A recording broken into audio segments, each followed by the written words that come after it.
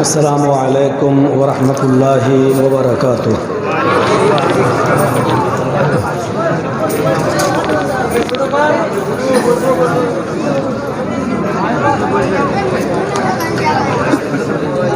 अल्हम्दुलिल्लाह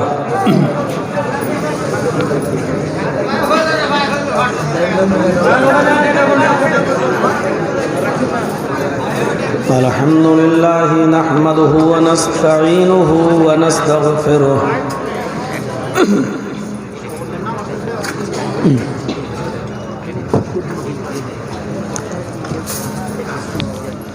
व नऊज़ु बिल्लाहि मिन शुरूरि अनफुसिना व मिन सय्यिआति अअमालिना।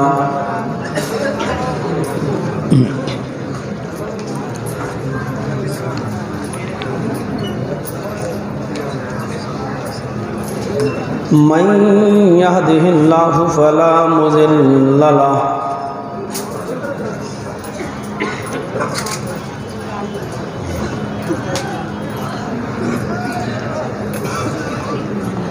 व मन युज़लिल्हु फला हादिय लहु।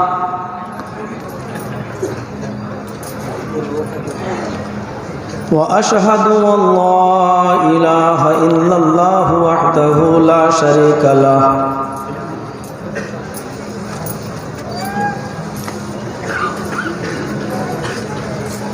व अशहदु अन्न मुहम्मदन अब्दुहु व रसूलुहु। अम्मा बाद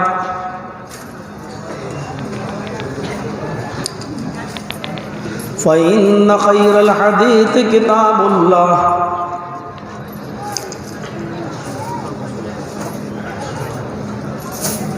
व खैरल हदी हदी मुहम्मदिन सल्लल्लाहु अलैहि वसल्लम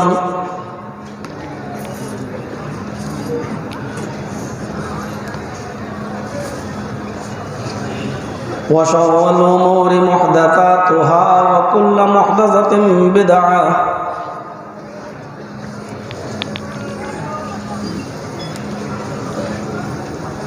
वकुल्ल बिदअतिन ज़लालह वकुल्ल ज़लालतिन फिन्नार।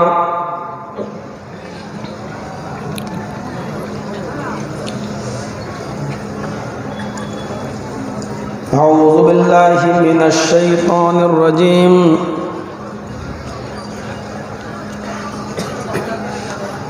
बिस्मिल्लाहिर रहमानिर रहीम।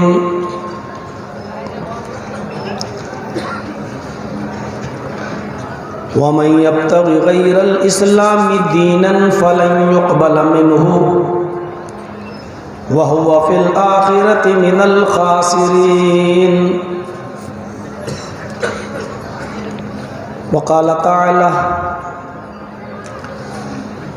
अल-यौम अकमलतु लकुम दीनकुम व अतममतु अलैकुम निअमती व रदीतु लकुमुल इस्लाम दीना।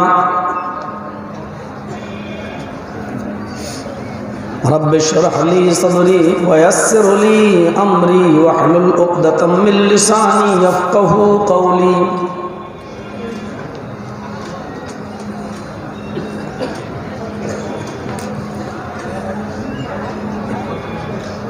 स्टेज पर तशरीफ़ फरमा मुअक्कर उलमाए किराम,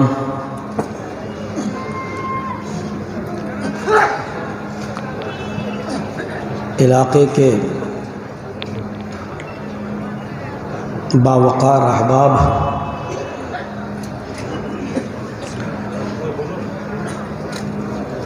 उत्तर दीनाजपुर और उसके अतराफ़ व अकनाफ़ से तशरीफ़ लाए हुए मुअज़्ज़ज़ सामईन हज़रात,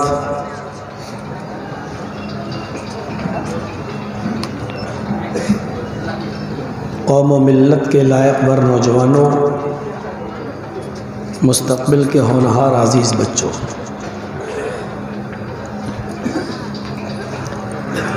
रात के तकरीबन 12 बजे तक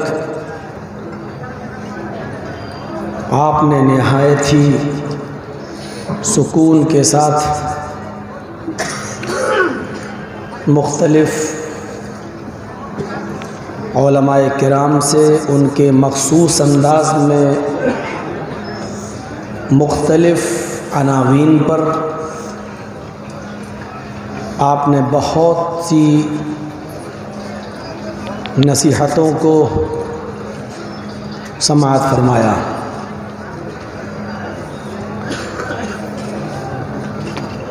और इस वक्त भी आप बैठे हुए हैं, सुन रहे हैं। अल्लाह से दुआ है कि अल्लाहुल आलमीन जो बातें कही जा चुकी हैं और कही जा रही हैं, अल्लाह ताला कहने वालों को भी और सुनने वालों को भी उस पर अमल की पूरी पूरी तौफीक अता फरमाए।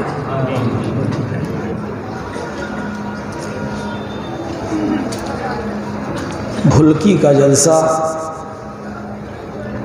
अपनी नौइयत का एक मुनफरिद जलसा होता है जो उन चुनिंदा इजलास में शामिल हो जाता है जो कामयाब होते हैं। अल्लाह ताला हमारे और आपके अंदर इस शौक़ को बरकरार रखे,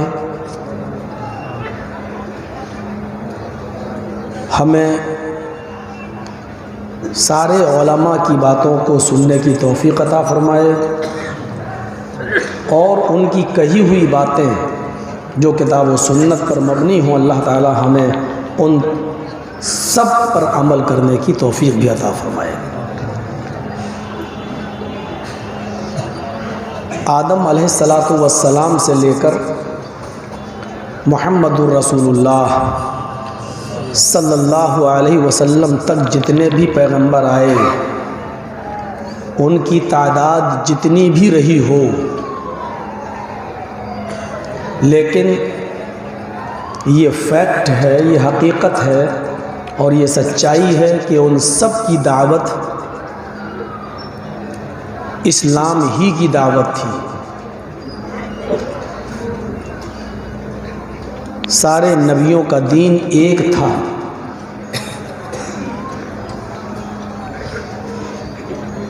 क्योंकि अल्लाह तबारक व तआला ने जो दीन देकर भेजा है वो एक ही दीन है। ये अलग बात है कि जिस कौम के अंदर जो नबी आया, उस नबी के गुज़र जाने के बाद उस नबी के मानने वालों ने बाद में उस दीन की शक्ल बिगाड़ दी हो, उसी शक्ल की इस्लाह के लिए अल्लाह तबारक व तआला पैगंबरों को भेजता रहा, यहाँ तक कि मुहम्मदुर रसूलुल्लाह सल्लल्लाहु अलैहि वसल्लम को मबऊस फरमाया तो नबी अकरम को भी उसने यही कहा कि मैंने आपको कोई नया दीन या कोई नया मज़हब नहीं दिया है, बल्कि वही दीन देकर भेजा है जिस दीन की वसीयत और जिस दीन के निफास का हुक्म हम आपसे पहले मूसा को, ईसा को, इब्राहीम को दे चुके हैं। शरअ लकुम मिनद्दीन मा वस्सा बिही नूह, जिस दीन की वसीयत, जिस दीन के निफास का हुक्म आए नबी सल्लल्लाहु अलैहि वसल्लम हमने आपसे पहले नूह को दिया था और नूह से के बाद इब्राहीम को, मूसा को और ईसा को जिस दीन को देकर भेजा था, हमने आपके लिए भी उसी दीन को मशरूह करार दिया है, उसी दीन के निफास का हुक्म दिया है। ये आयत हमें बतला रही है कि नबी अकरम भी कोई नया दीन लेकर नहीं आए। और हम डंके की चोट पर इस बात को कहते हैं कि जो दीन इब्राहीम का था, जो दीन नूह का था, जो दीन मूसा का था, जो दीन ईसा का था, वही दीन हमारा भी है। फ़र्क इतना है कि उन नबियों के और पैगंबरों के मानने वालों ने अपने नबियों की तालीमात की शक्ल को बिगाड़ दिया। एकेश्वरवाद के अंदर, तौहीद के अंदर उन्होंने खुराफातें लागू कर दी और असल शक्ल को, तौहीद की असल शक्ल को बिगाड़ दिया।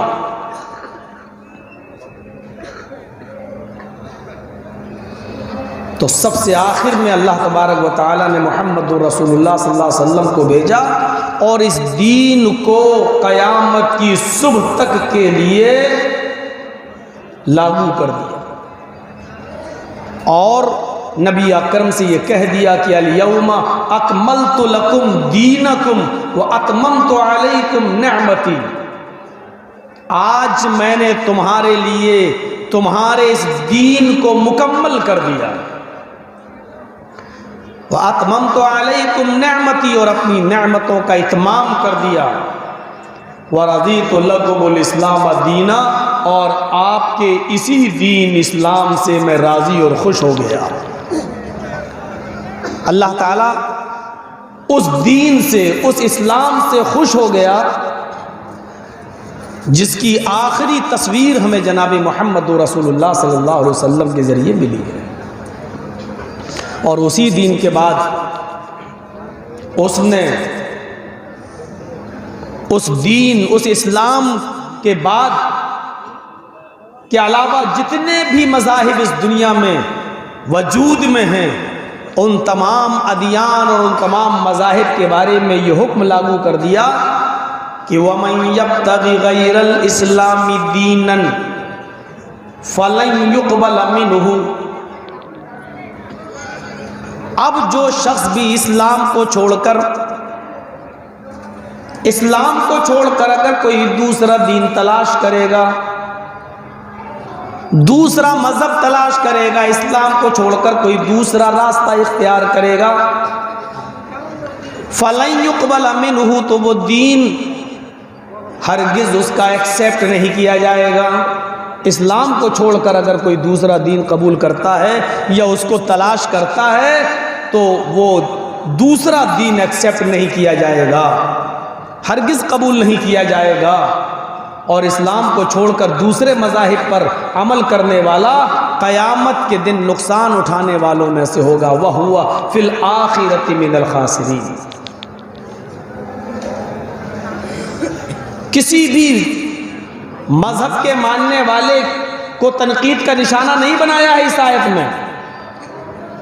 कोई ये ना समझे कि अपने मुंह से कुरान अपनी तारीफ कर रहा है और मौलाना साहब चूंकि मुसलमान है इसलिए इस्लाम की तारीफ कर रहे हैं।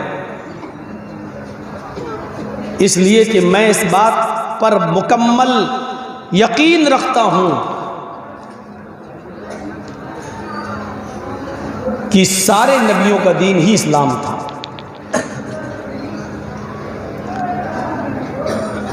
इब्राहीम, नूह, मूसा, ईसा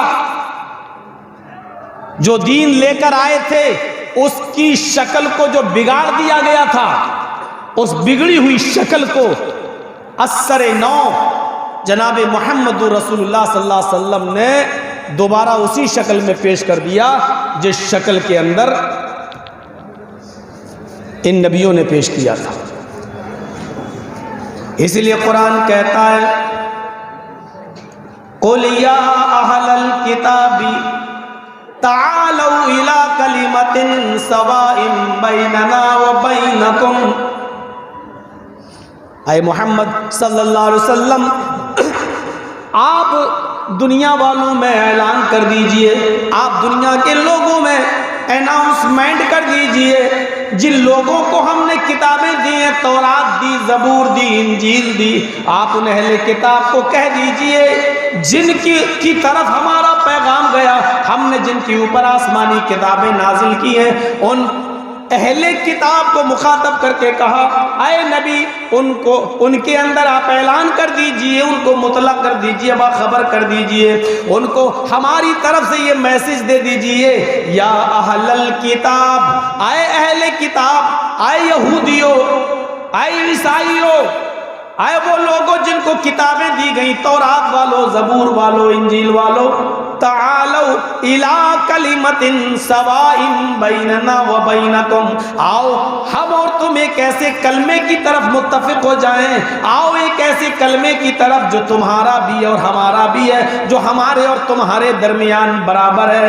वो कलमा तुम भी पढ़ते हो और उस कलमे के कायल हम भी हैं। आए अहले किताब, जब हमारा और तुम्हारा कलमा एक है तो हमारे और तुम्हारे दीन दीन अलग अलग कैसे हो गए हैं? हमारा और तुम्हारा कलमा ये है, अल्लाह नाबुदा इल्लल्लाह, हम अल्लाह के अलावा किसी और की इबादत नहीं करेंगे, हम अल्लाह के अलावा किसी और की पूजा नहीं करेंगे। ऐ तौरात वालो, यही तुम भी मानते हो। ऐ इंजील वालो, यही बात का इकरार तुम भी करते हो। ऐ ज़बूर वालो, तुम भी इसी बात के कायल हो।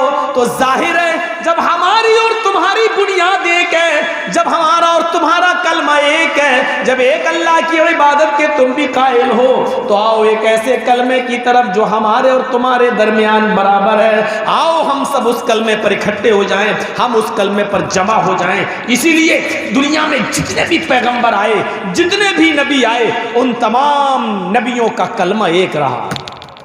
कलमे के दो जुज होते हैं। पहला जुज किसी भी नबी के दौर में नहीं बदला गया और दूसरा जुज उस दौर के नबी के हिसाब से बदलता रहा। नूह आए तो कलमा यह पढ़ा जाता था कि ला इलाहा इल्लल्लाह, नूह रसूलुल्लाह। मूसा अलैहिस्सलाम आए तो कलमा ये पढ़ा जाता था कि ला इलाहा इल्लल्लाह, मूसा रसूलुल्लाह।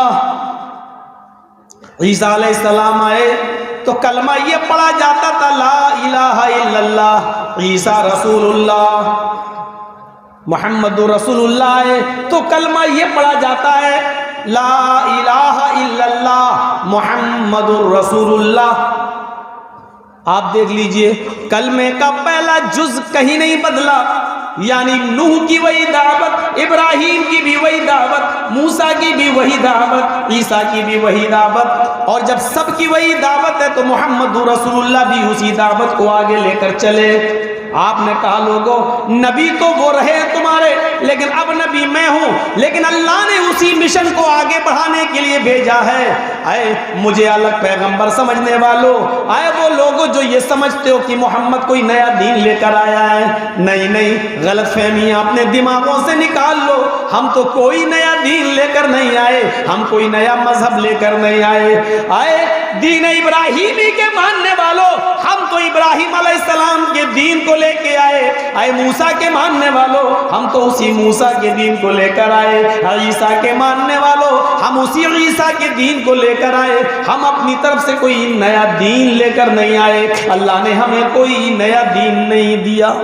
इसीलिए जब सबका दीन एक है और वो इस्लाम है, तो वमन यब्तगी गैरल इस्लामी दीनन, जो सारे नबियों का दीन इस्लाम, जो इस इस्लाम के बाद कोई दूसरा दीन तलाश करेगा, जो इब्राहिम और नूह और मूसा और ईसा और मोहम्मद रसूलुल्लाह के दीन के बाद कोई नया दीन इख्तियार करेगा, अपनी तरफ से कोई नया दीन गढ़ेगा, अपनी तरफ से कोई नया मजहब ईजाद करेगा, तो वो उसके उस मजहब को कबूल नहीं किया जाएगा। और आखिरत के अंदर क़यामत के दिन वो आदमी सख्त नुकसान उठाने वालों में से होगा। दीन की शक्लें हर ज़माने में बदलती रही हैं। आप क्या समझते हैं, इब्राहिम अलैहिस्सलाम और मूसा अलैहिस्सलाम और नूह अलैहिस्सलाम और ईसा अलैहिस्सलाम के चले जाने के बाद इन्हीं लोगों ने दीन की शक्लें बदली? और क्या मोहम्मदुर रसूलुल्लाह सल्लल्लाहु अलैहि वसल्लम के आ जाने के बाद, आपके नबी बनकर आने के बाद, इस्लाम का नाम लेकर क्या मुसलमानों में इस दीन की असल शक्ल को बिगाड़ने की कोशिश नहीं की गई है? क्या मुसलमान नहीं बिगाड़ते इसकी असल शक्ल को? जो ओरिजिनल इस्लाम है, ये हमें कहना पड़ रहा है आज लफ्ज़ ओरिजिनल। जैसे हदीस के साथ अब सही का लफ्ज़ लगाना पड़ रहा है। सही हदीस, ज़ईफ़ हदीस, फला हदीस, वरना हदीस तो कहते ही उसी को हैं जो बिल्कुल सही हो। लेकिन आज हदीस की किताबों में ऐसी ऐसी मनगढ़ंत और झूठी हदीस बातें भी गढ़ दी गई हैं कि मुहद्दिसीन ने जब उनको छाना और अलग किया तो साबित कर दिया कि ये हदीस गलत, ज़ईफ़ है, ये हदीस सही है। तो आज लगाना पड़ रहा है उसके साथ सही और ज़ईफ़। इसी तरीके से आज हमें कहना पड़ रहा है कि ओरिजिनल इस्लाम, अल्लाह ताला ने उसी ओरिजिनल इस्लाम के बारे में कहा है, वरदीतु लकुमुल इस्लाम दीना, मैं उसी दीन इस्लाम से राज़ी हो गया हूँ जो आपने दिया है। आपके इसी दीन इस्लाम से राज़ी हूँ मैं। यानी जो मोहम्मद रसूलुल्लाह देकर गए उस इस्लाम से मैं राज़ी हूँ। मोहम्मद रसूलुल्लाह के बाद लोगों ने इस्लाम का नाम लेकर शरीयत के अंदर नई नई चीज़ों को ईजाद किया है, उससे इस्लाम का कोई वास्ता नहीं है, उससे इस्लाम का कोई वास्ता नहीं है। इस्लाम वही है जो जनाब मोहम्मद रसूलुल्लाह सल्लल्लाहु अलैहि वसल्लम ने हमें दिया है और क़यामत तक वही इस्लाम रहेगा। सारी बातों को पेश किया जाएगा किताब व सुन्नत पर, जो चीज़ उससे मिल जाएगी वही इस्लाम है, और जो चीज़ उसमें टच नहीं होगी और नहीं मिलेगी और उसके खिलाफ जाएगी वो इस्लाम का के बाहर कहलाई जाएगी। हमें और आपको ये समझना होगा इस्लाम को अल्लाह ताला ने पसंद क्यों किया और ये क्यों कहा कि इस्लाम के अलावा कोई दूसरा रास्ता तलाश करोगे तो वो हरगिज़ कबूल नहीं किया जाएगा और तुम आखिरत में नुकसान उठाने वालों में से हो जाओगे। क्योंकि इस्लाम अपने अंदर बहुत सी खूबियां रखता है। इस्लाम की सबसे बड़ी खूबी यह है कि वो अपने अंदर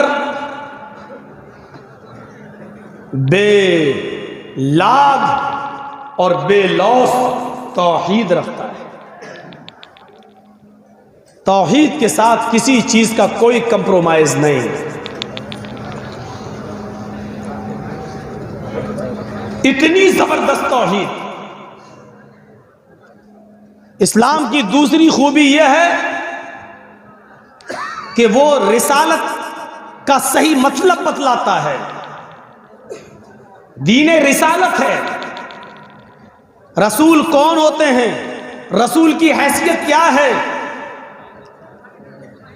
बहुत से लोगों ने रसूल की हैसियत को बिगाड़ के रख दिया है और अवतार का दर्जा दे दिया है, और अवतार का माना यह किया जाने लगा है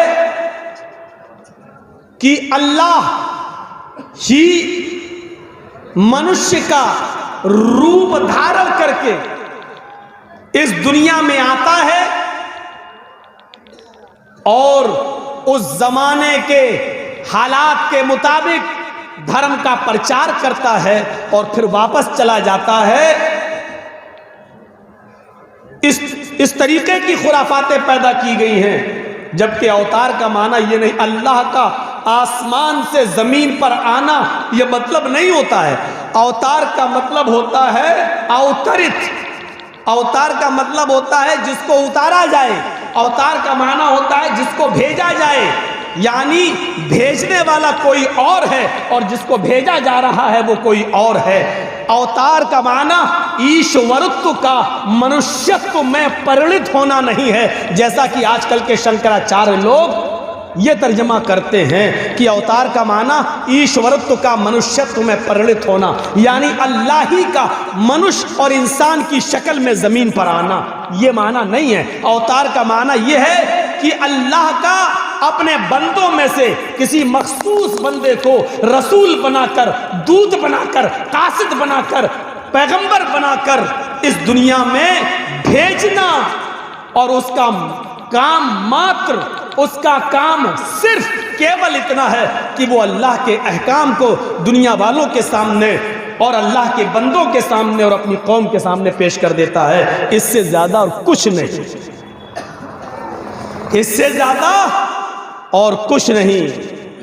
जबकि वो खुद रसूल इस दुनिया में आता है तो वो अल्लाह का मोहताज होता है।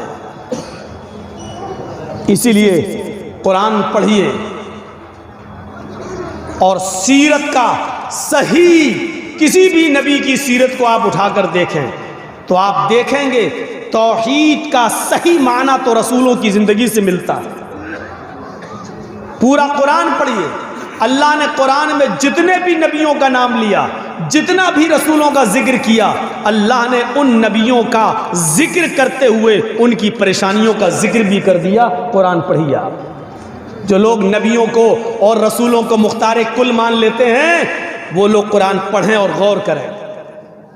अल्लाह ताला ने आदम का नाम अगर लिया है तो ये जिक्र भी कर दिया कि आदम अलैहिस्सलातु वस्सलाम जब जन्नत से निकाले गए और उस दुनिया में भेजे गए तो आदम अलैहिस्सलाम के सामने भी कोई रास्ता नहीं था।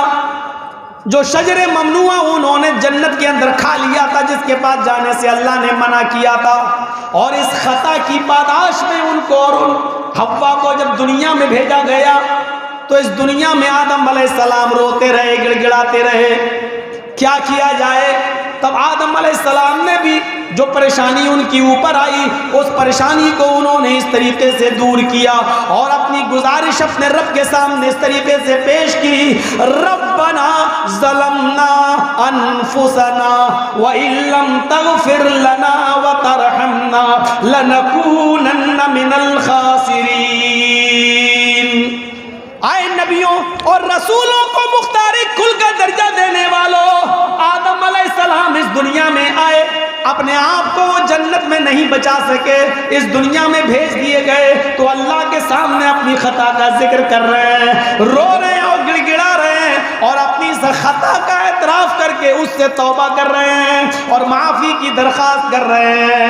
रब्बना ज़लमना अनफुसना, आए हमारे रब, हमने अपने नफ्स के ऊपर, हमने अपनी जान के ऊपर जुल्म किया है। हम दोनों ने, हव्वा ने और हमने, हम दोनों ने अपने नफ्सों पर जुल्म किया है। लेकिन ये भी हकीकत है, व इल्लम तगफिर लना व तरहमना, अगर तूने हमारी मगफिरत न की, अगर तूने हम पर रहम न किया, लनकूनन्ना मिनल खासिरीन, तो अल्लाह हम कहीं के नहीं रहेंगे, हम नुकसान उठाने वालों में से और खसारा उठाने वालों में से हो जाएंगे। लीजिए, आदम अलैहिस्सलाम इस दुनिया में आए, उनके आने का जिक्र अल्लाह ने किया तो उनकी परेशानी का जिक्र भी कर दिया।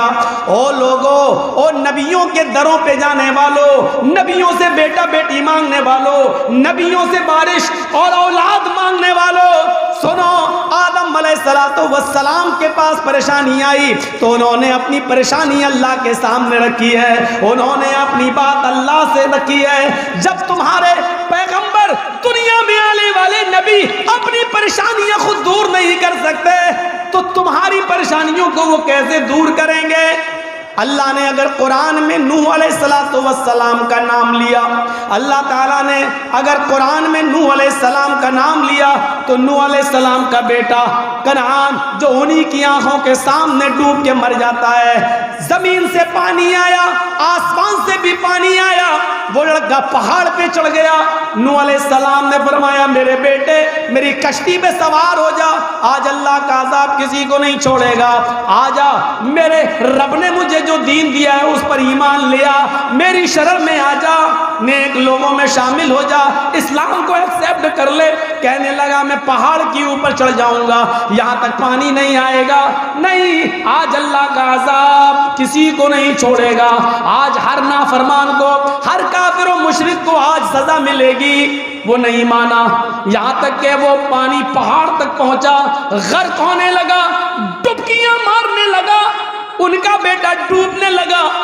बाप और बेटे के दरमियान जो फितरी मोहब्बत होती है वो जोश में आ गई, जोश में आ गई और नूह अलैहिस्सलाम ने चीख दिया, अय मेरे रब मेरा बेटा, अय अल्लाह मेरा बेटा, अल्लाह मेरे बेटे को बचा ले। लेकिन नूह अलैहिस्सलाम की इस दुआ को अल्लाह ताला ने कबूल नहीं किया। फरमाया, आए नूह, ऐसी बातें मत ज़बान से निकालो जिसका इल्म तुम्हें नहीं है, तुम जिसको अपने अहल वयाल का कह रहे हो, इन्नहु लैसा मिन अहलिक, वो तुम्हारे अहल वयाल से नहीं है, वो तुम्हारा बेटा ही नहीं है, मरने दो उसे, मैं तुम्हारी दुआ कबूल नहीं करूंगा। आज कह दिया बेटा, आइंदा कभी अपनी ज़बान से उसको बेटा मत कहना। गौर करो, नूह अलैहिस्सलाम नबी हैं, पैगंबर हैं, लेकिन उनकी आंखों के सामने उनका बेटा डूब के मर जाता है, गर्क हो जाता है। नूह अलैहिस्सलाम ने दुआ के लिए हाथ भी उठाए, पुकारा भी, लेकिन अल्लाह रब्बुल आलमीन ने उनकी दुआ भी कबूल नहीं की। ये जाहिर है अल्लाह पर कोई प्रेशर नहीं बना सकता है और अल्लाह के ऊपर कोई अपना हुक्म नहीं चला सकता है। दुआ मांगने का इख्तियार सबको है, लेकिन कबूल करना न करना ये उसकी मर्जी पर डिपेंड है। वो चाहे तो एक मजबूर और एक मजदूर की दुआ सुन ले, वो चाहे तो गार में फंसे हुए 3 लोगों की दुआओं को सुन ले, और वो चाहे तो नूह अलैहिस्सलाम की दुआ को भी रिजेक्ट कर दे, उसके ऊपर कोई प्रेशर नहीं बना सकता है, उसके ऊपर कोई दबाव नहीं बना सकता है, वो हर चीज पर कादिर है। मेरे प्यारे साथियों, नूह अलैहिस्सलाम अपनी आंखों के सामने अपने बेटे को डूबता हुआ देखते रहे और नहीं बचा पाए। नूह का ये वाकया और नूह के बेटे का मर जाना चीख चीख के बता रहा है कि नबियों में किसी को बचाने की ताकत नहीं है, रसूलों में किसी को बचाने की ताकत नहीं है। आए नबियों और पीरों और वलियों को सब मुख्तारे कुल समझने वालों, जब नबी अपने बेटे को नहीं बचा सके तो आपकी मुसीबतें क्या दूर करेंगे। ये नबियों की जिंदगी हमें बतला रही है, ये नबियों की सीरत हमें बतला रही है कि दुख सुनो, तौहीद तुम्हारी उस वक्त और मजबूत हो जाएगी जब तुम नबियों की जिंदगी पढ़ोगे। गौर करो, इब्राहीम अलैहिस्सलाम का जिक्र अल्लाह ने किया तो बुतों को तोड़ देने के पादाश में नमरूद ने आग लगवाई, लकड़ियां इकट्ठा की गई, बहुत बड़ी आग लगाई गई। इब्राहीम अलैहिस्सलाम को उस आग में डाला जाना है, झूला डाल दिया गया है, इब्राहीम अलैहिस्सलाम को उस आग में डाला जाना है। इब्राहीम अलैहिस्सलाम ने आसमान पे नजर डाली, आय अल्लाह, अगर वाकई मैं तेरे रास्ते पे हूँ और तौहीद पे हूँ तो तू मेरी हिफाजत फरमा, आय अल्लाह मुझे बचा। इधर नमरूद ने आग में डाला, उधर अल्लाह रब्बुल आलमीन ने आग को हुक्म दिया, कुल्ला या नारू कूनी बरदन व सलामन अला इब्राहीम। आय आग, तेरा काम जलाना है लेकिन तू मेरे हुक्म से जलती है, लेकिन आज मेरा बंदा तेरी गोद में आया है, तेरी आगोश में आया है। आज तू अपनी फितरत बदल दे, आज तू अपनी कशिश बदल दे। आज तेरा काम जलाना नहीं है, आज तेरा काम फूल बन जाना है, आज गुले गुलजार बन जाना है, मेरे बंदे इब्राहीम के लिए सलामती वाली बन जाना है। आज तेरे अंदर से जलने की सिफत खत्म हो गई, आज तू मेरे बंदे पर सलामती वाली हो जा। कून बर्दन, सलामती हो, ठंडा नहीं कहा, सलामन भी कह दिया। इतनी ठंडी हो, अगर ठंडा कह देता अल्लाह आयात ठंडी हो जा तो इतनी ठंडी हो सकती थी कि बर्फ से भी ज़्यादा।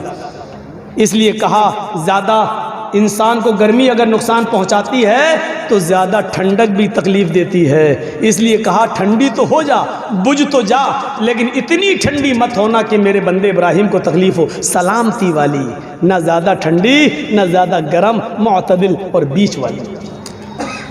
इब्राहीम अलैहिस्सलाम अपने आप को नमरूद के अजाब से नहीं बचा पा रहे हैं, अपने रब को पुकार रहे हैं। अल्लाह ने याकूब अलैहिस्सलाम का नाम लिया तो उनकी परेशानी का जिक्र कर दिया कि देखो हमने उनके बेटे यूसुफ को छीना, मुख्तलिफ मराहिल से बेटा गुजरा, उसके भाइयों ही ने उसको कुएं में फेंक दिया, यूसुफ का कुर्ता उतार के किसी बकरी का खून लगा के ले आए और अपने बाप याकूब से कह दिया कि हम लोग खेल में तमाशे में मस्त हो गए, और यूसुफ को अपने सामान के पास बिठा दिया और यूसुफ को भेड़िया कहा गया। कई साल तक याकूब रोते रहे और अल्लाह से फरियाद करते रहे कि मेरा बेटा, मेरा बेटा, मेरा बेटा। अल्लाह ने कहा याकूब तुमने मुझसे बेटा मांगा है, मुझे पुकारा है, मेरे आस्ताने पे दस्तक दी है, इसलिए अब तुम्हारा बेटा भी मैं तुम्हें लौटाऊंगा। तुम बेटे की जुदाई में इतना रोए हो, इतना रोए हो कि रोते रोते तुम्हारी आंखों की रोशनी और बीनाई चली गई। पहले हम तुम्हारी आंखों की रोशनाई लौटाएंगे, उसके बाद तुम्हारे बेटे को वापस करेंगे।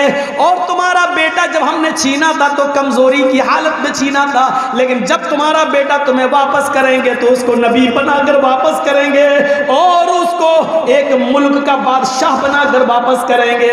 मेरे प्यारे साथियों गौर कीजिए, बादशाह मिस्र बनाकर उनको वापस कर दिया गया।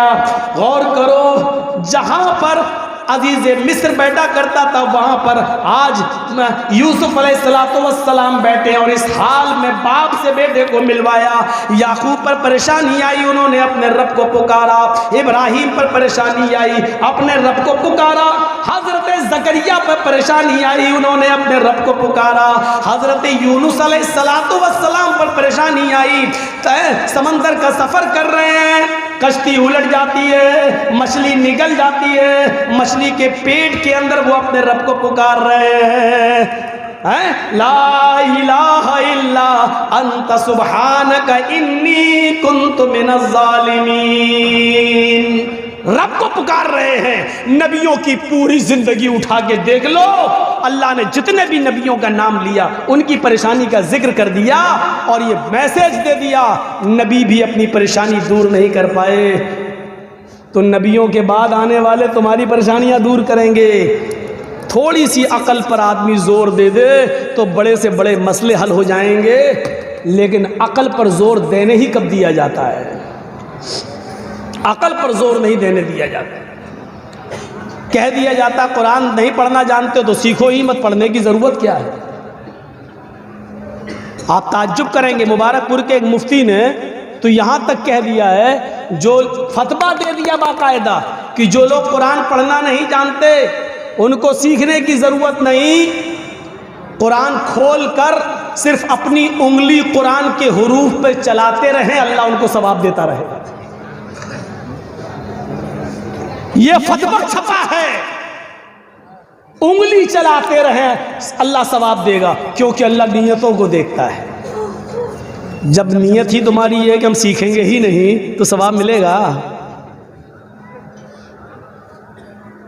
जब तुम्हारी नियत ही है कि हम उंगली चलाते रहे, बस सीखना है ही नहीं तो सवाब मिलेगा।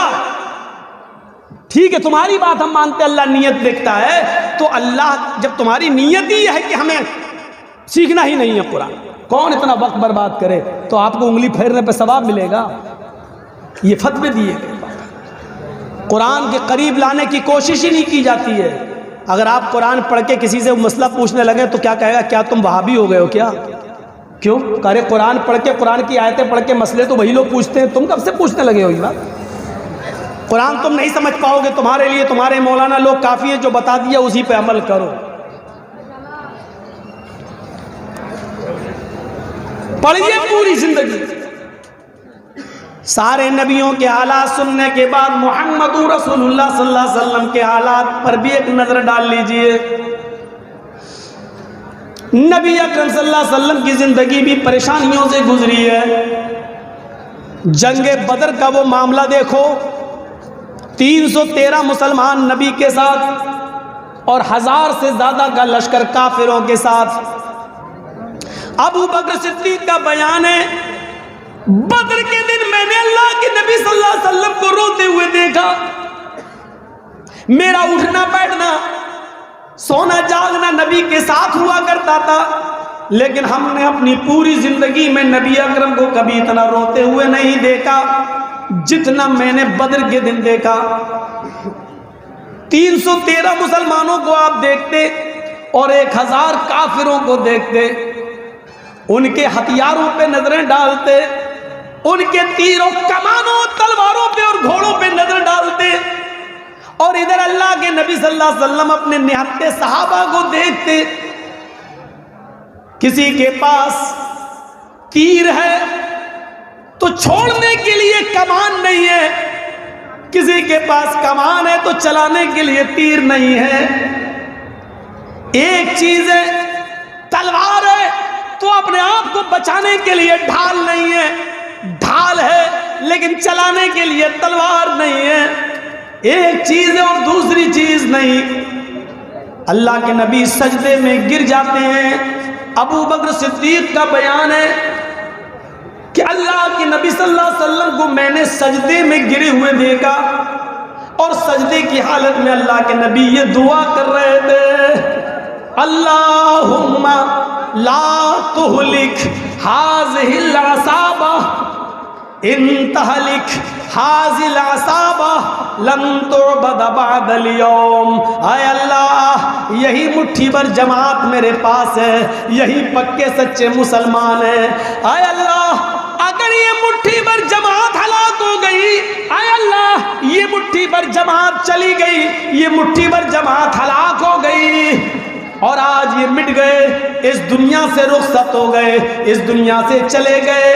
अगर आज ये कत्ल कर दिए गए, आज ये मार दिए गए, आज ये हलाक हो गए, लन तुअबद बअदल यौम, तो आज के बाद कभी तेरी इबादत नहीं की जाएगी, आज के बाद कभी कोई अल्लाह अल्लाह कहने वाला ना होगा, आज के बाद कभी अल्लाह अल्लाह कहने वाला नहीं होगा।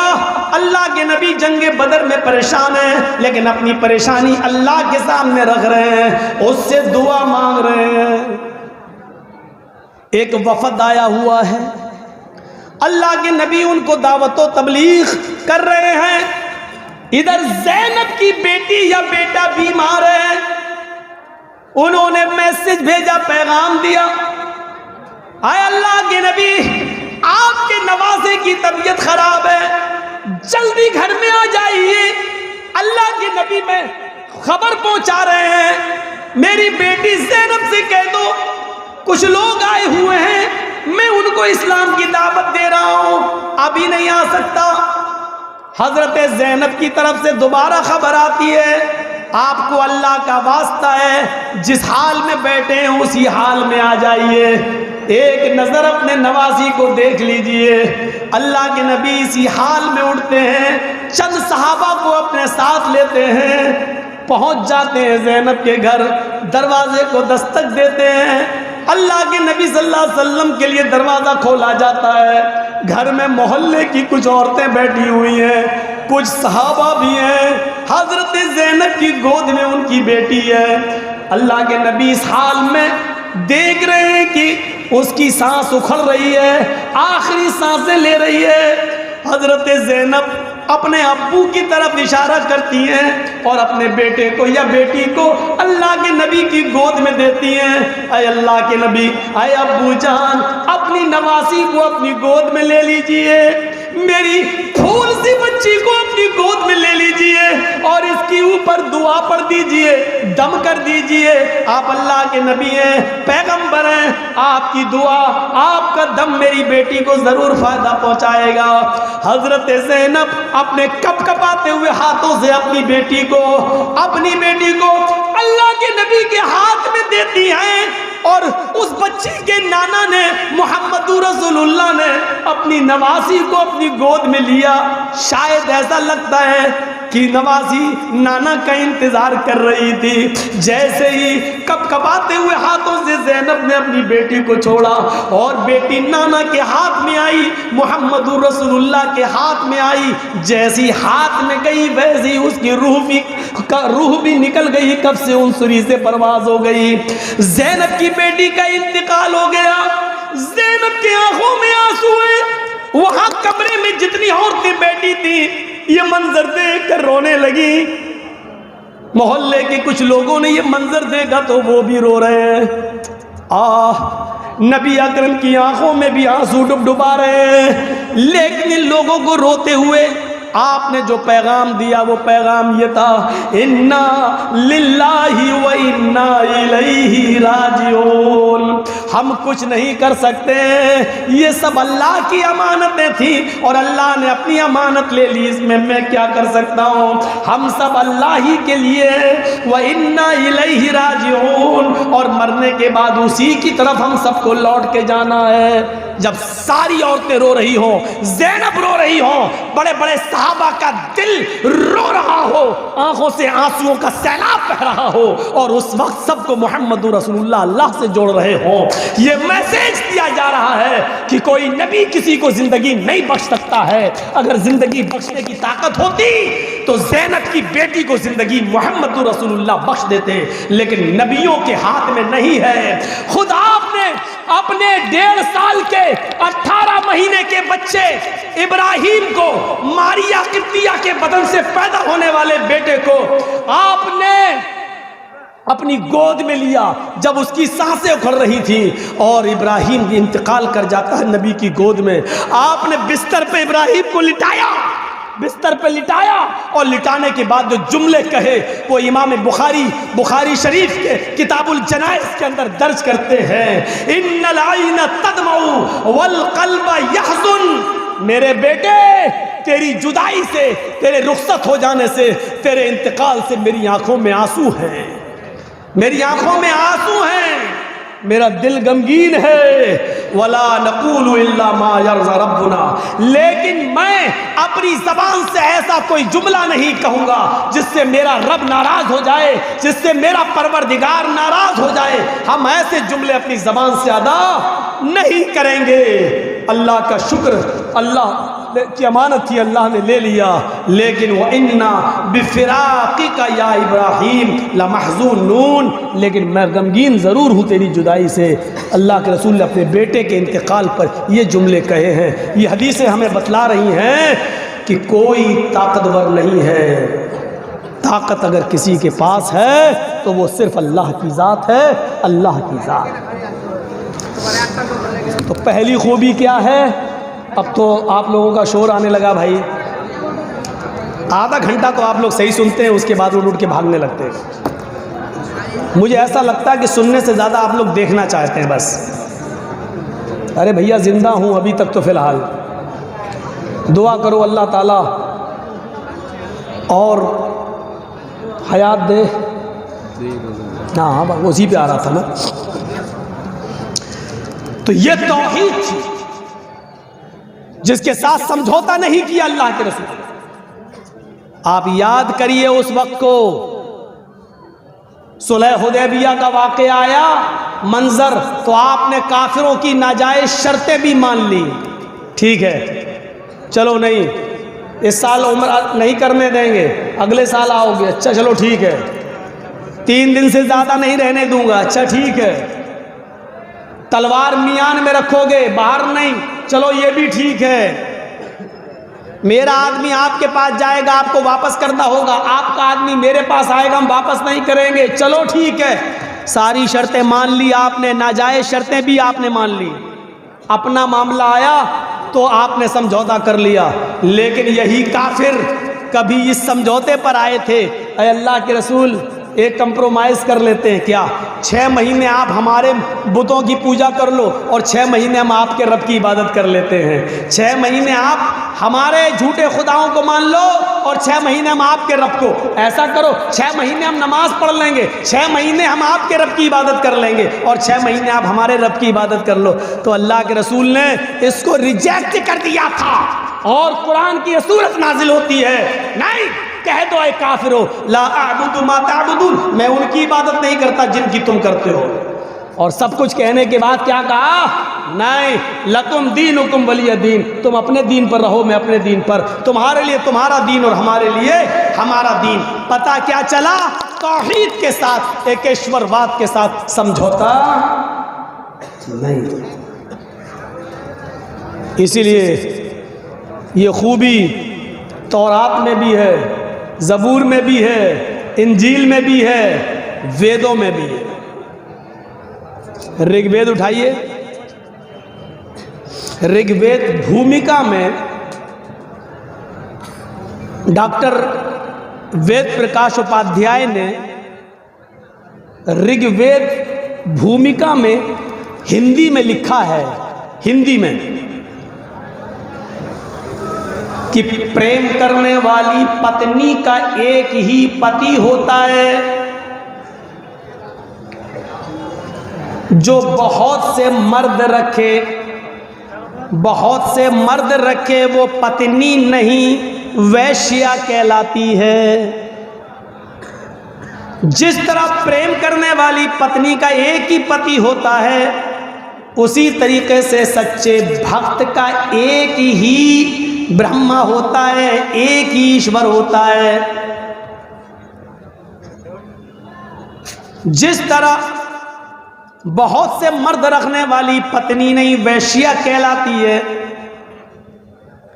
ऐसे ही बहुत से देवी देवताओं पर विश्वास करने वाला भी नास्तिक अधर्मी कहलाता है। ये डॉक्टर वेद प्रकाश उपाध्याय ने लिखा है। प्रेम करने वाली पत्नी का जैसे एक पति होता है, अच्छा वो क्या कहती है? मैं तेरी ही हूं। पत्नी जो होगी वो क्या कहेगी? मैं तेरी ही हूं। और जो तवाइफ होगी, वैश्या होगी, वो ये नहीं कहेगी मैं तेरी ही हूं, वो क्या कहेगी, मैं तेरी भी हूं। ही और भी का बहुत फर्क है। इसीलिए कुरान करीम की इस आयत पर गौर करो, इय्याका नअबुदु व इय्याका नस्तईन। इसका तर्जमा क्या है? आए अल्लाह मैं तेरी ही इबादत करता हूं, व इय्याका नस्तईन और तुझसे ही मदद मांगता हूं। लेकिन हमारे बरेलवी भाई क्या कहते हैं मालूम है? आए अल्लाह मैं तेरी भी इबादत करता हूं और तुझसे भी मदद मांगता हूं। इबादत तेरे अलावा दूसरों की भी कर लेता हूं और मदद भी तेरे अलावा दूसरों से भी मांग लेता हूं। यही तो मतलब हुआ। तो ही और भी का फर्क समझ गए हो ना? मैं समझता हूं इससे ज़्यादा रगड़ने की ज़रूरत नहीं, मैंने बहुत रगड़ दिया। अब शायद अकल होगी तो रात में सोते वक्त सोचेंगे कि मौलाना ने हमको क्या बना दिया है। अभी नहीं समझेंगे, सोते वक्त उनकी खोपड़ी में आ जाएगा कि ही और भी में हमने क्या बना दिया मौलाना। और हो सकता है कि लैपटॉप वाला बाबा कल भौंकने लगे, उसके कानों तक जाए तो वो है ही और भी में इतना बड़ा फर्क हमें क्या पहुंचा दिया। भोपाल में एक जलसा था, मैंने उस जलसे में सिर्फ इतना कह दिया था कि एक दर के भिखारी बन जाओ तो काहे दूर दूर हो तुम्हारी। हाँ बहुत अच्छी तकरीर, बहुत अच्छी तकरीर मौलाना साहब, हम इतना कह के चले आए और 10 दिन के बाद गालियां देने लगे हमको लोग।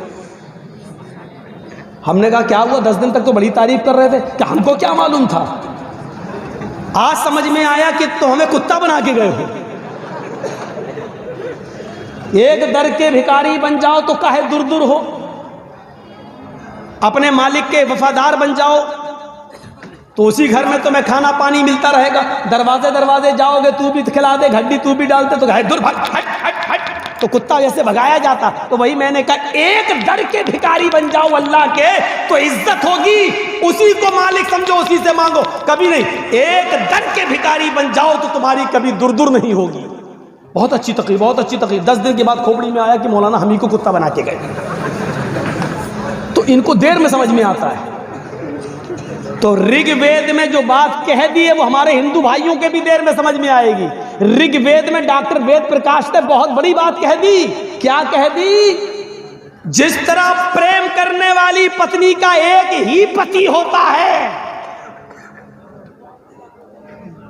बहुत से पति रखने वाली और मर्द रखने वाली पत्नी नहीं होती, वैश्या होती है।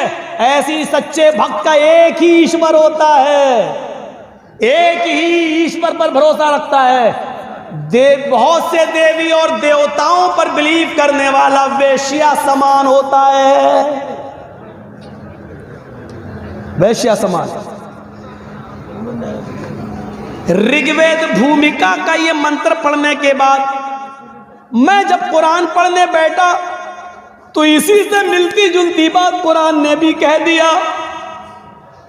ला यनकिहु ज़ानी इल्ला ज़ानियतन औ मुशरिकतन।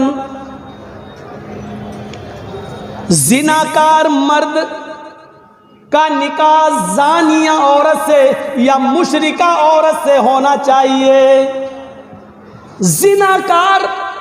जिनाकार मर्द का निकाह किसी मोमिना औरत से नहीं होना चाहिए, किसी नेक लड़की उसके निकाह में नहीं आनी चाहिए। जिनाकार मर्द को जानिया औरत, बदचलन औरत या मुशरिका औरत, शिर्क करने वाली औरत दे दो, उसके निकाह में आना चाहिए। शिर्क का और जिना का क्या ताल्लुक है? समझ में आता है।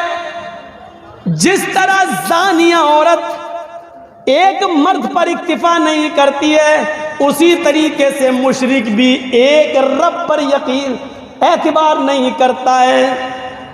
जैसे जानिया औरत बहुत से मर्दों से जब तक न मिलने उसको सुकून नहीं मिलता है, ऐसे ही मुशरिक जब तक बहुत से लोगों के पास न चला जाए और उनसे मदद न मांग ले, उसको भी सुकून नहीं मिलता है।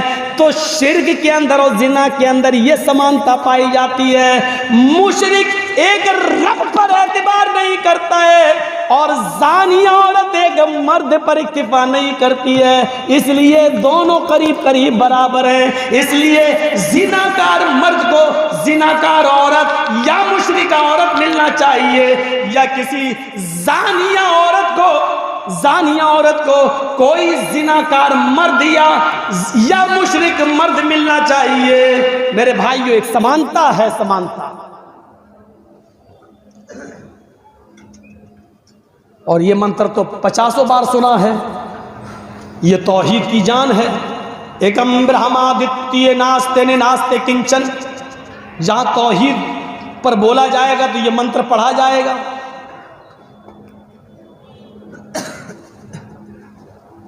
इस ब्रह्मांड का रचयिता और रचनाकार एक है, द्वितीय नास्ते दूसरा नहीं है, नेह बिल्कुल नहीं है, नाना नहीं, किंचन जरा सा भी नहीं है।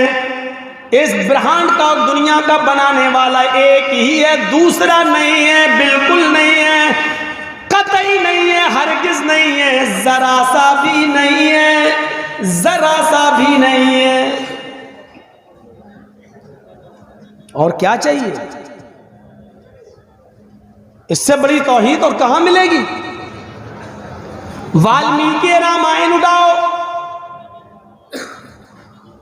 ये वाली नहीं, रामचरितमानस की बात नहीं कर रहा हूं, तुलसीदास जी वाली। वाल्मीकि रामायण, असल रामायण वही है जो 2000 साल पहले लिखी गई थी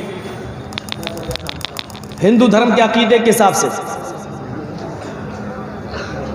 जब रावण सीता को लेके चला गया तो हनुमान और लक्ष्मण दोनों तलाश करके रावण की लंका में आग लगाकर सीता जी को रावण के चंगुल से छुड़ाकर जब लाते हैं और रामचंद्र जी के सामने खड़ा कर देते हैं तो सीता जी रामचंद्र जी के पैरों पे गिर गईं। वहीं से हिंदू धर्म में पैर छूने का रवाज चल रहा है। पैरों पे गिर गईं, उनके पैर छूने लगी। हनुमान और लक्ष्मण ने मेरी इज्जत लुटने से हमको बचा लिया और रावण हमारी इज्जत पर हाथ नहीं डाल सका। लेकिन जब सीता जी रामचंद्र जी के पैर छूने लगी तो रामचंद्र जी ने उनको छूने नहीं दिया। घुटनों तक पहुंची थी, पैरों पे जा रही थी, उन्होंने पकड़ लिया और उठा लिया। और वाल्मीकि रामायण कहती है रामचंद्र जी ने ये जुमले पढ़े, राम रामाय नमः, राम रामाय सत्यमस्तु।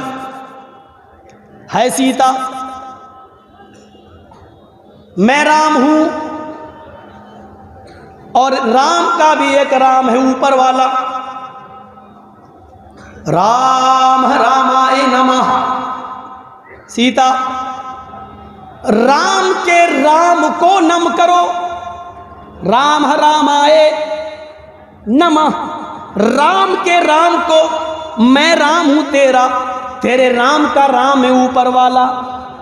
हाय सीता, राम के राम को, अपने राम के राम को नमा करो, अपने राम को नहीं।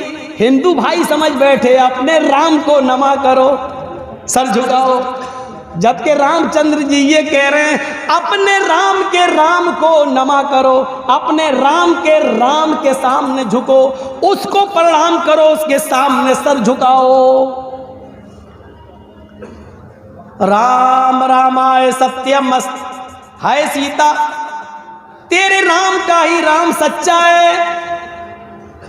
इसलिए अर्थी दी जाती है जब जनाजा उठता है हिंदू भाइयों में किसी का, तो जब शमशान घाट ले जाते हैं तो क्या पढ़ते हैं मालूम है? क्या पढ़ते हैं? क्या कहते हैं हिंदू भाई? राम राम सत्य है। अब बदल दिया, कहने लगे राम नाम सत्य है, जबकि राम नाम सत्य है नहीं। रामायण में लिखा राम रामाय सत्य, सही शब्द क्या? राम राम सत्य है, यानी राम का राम सच्चा है।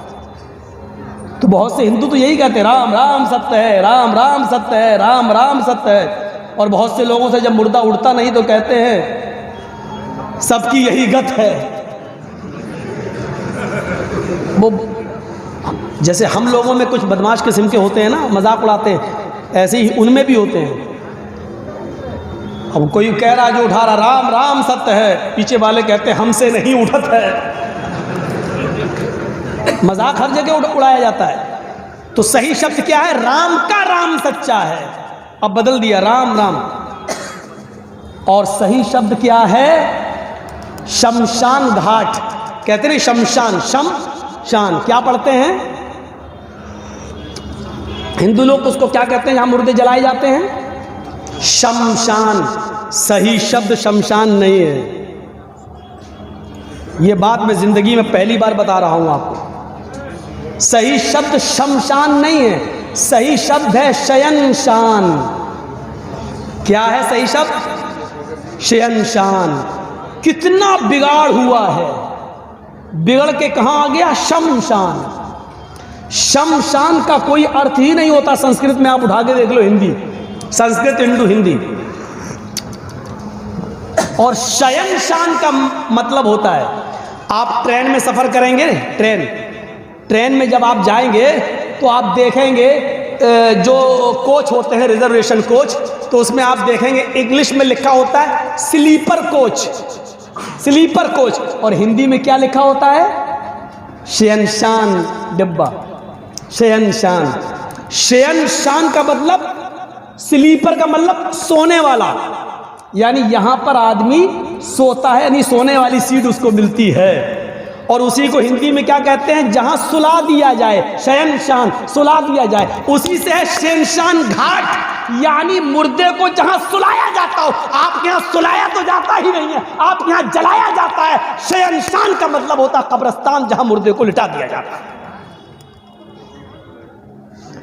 शयनशान का मतलब होता कब्रिस्तान। तुम अपने मुर्दों को शयनशान ले जाओ, मतलब क्या हुआ? घाट ले जाओ? नहीं, कब्रिस्तान ले जाओ। यानी दफन करने का सबूत हिंदू भाइयों में भी है, जलाने का सबूत उधर भी नहीं है। लेकिन अब बदल दो। अब जिस देश के अंदर ऐसे पढ़े लिखे पंडित लोग होंगे आजकल की तरह, साक्षी महाराज जैसे लोग, तो वो धर्म का बेड़ा गर्क नहीं करेंगे तो क्या होगा? कोई पढ़ा लिखा आदमी इनके बीच में पढ़ नहीं पा रहा है, उससे डिबेट हो नहीं पा रही है, नहीं तो उसकी पढ़े लिखे लोगों से डिबेट करते ही कब हैं? मैंने आपको बताया था ना, सवाल भी उनके, जवाब भी उनके। किसी जलसे में मैंने बताया था, बुलाया था मुझे एक मीडिया वाले ने, मैंने कहा चलो आज कम से कम दिल भड़ास निकालने को मिलेगा, मौका है। सवाल लिख के लाया, बहुत से 20-25 सवाल थे उसमें, मैंने पढ़ लिया। मैंने कहा ठीक है। उसने दूसरा पर्चा दे दिया। मैंने कहा ये क्या है? कहा ये मैं सवाल करूंगा, जवाब आपको ये देना है। हमें क्या मतलब? सवाल भी आपके, जवाब भी आपके? कहने लगा हाँ। हमने कहा सवाल तो बहुत मुश्किल हैं, बहुत टफ हैं आपके, बहुत हार्ड हैं, लेकिन जवाब हम अपने हिसाब से देंगे, हम सवाल से नहीं घबरा रहे हैं। कहने लगे नहीं, जवाब आपको ये देना पड़ेगा जो हम लिख के, आप जाइए 10-15 मिनट रिहर्सल कर लीजिए, देख लीजिए क्या जवाब है। सवाल मैं ये करूँगा, जवाब आप ये दीजिएगा। मैंने कहा मेरा फ़ायदा? बोले आपको 10,000 रुपये दे देंगे। मैंने फाड़ दिया, उसी के सामने वो पर्चा फाड़ दिया। मैंने कहा तुम्हारे यहाँ डिबेट में जितने मौलाना लोग आते हैं वो तो 5,000 रुपये में आते हैं, और वो यही करते हैं, सवाल भी हमारे होते हैं, जवाब भी हमारे होते हैं। तो मैंने कहा उन्हीं से बुलवा लो। चला आया। अब आप समझ लीजिए, 3 दिन से बराबर दे रहा है हिंदुस्तान चैनल पर और इंडिया टीवी पर, आप देख रहे होंगे। अरे 2-4 दिन कलियाचक में तकरीरें क्या कर दी। मुझे लग रहा है कि बीजेपी की इतनी नींद नहीं उड़ी जितनी मीडिया वालों की उड़ गई। हाय राम, ये क्या हो गया? मौलाना जर्जी सबको एक ना कर दे। बार बार उसमें दे रहा है ममता का मौलाना, टीवी पे हेडिंग चला रहा है, दिखा रहा बात ममता का मौलाना। मैंने नाम तक नहीं लिया, मैंने सिर्फ ये बात कही कि लोगों तुम बहुत समझदार हो, बड़े नुकसान से बचने के लिए छोटा नुकसान अगर करना पड़े तो कर देना। अगर आपके पैर में कैंसर हो गया है और डॉक्टर ने कह दिया पैर कटना है, अगर पैर नहीं कटाओगे तो जान जाएगी, तो आप अपनी जान बचाने के लिए पैर कटाना पड़ रहा है तो पैर कटा लेना, लेकिन जान बचा लेना। इस वक्त हम बंगाल में यही पोजीशन में हैं। बड़े नुकसान से बचने के लिए छोटा नुकसान करना पड़े तो कर देना, लेकिन बड़े नुकसान से अपने आप को बचा लेना। जानते हो इतनी बात कही तो क्या कह रहा मीडिया वाला क्या कहता मालूम है? मौलाना ने फतवा दे दिया कि ओवैसी को हरा दो।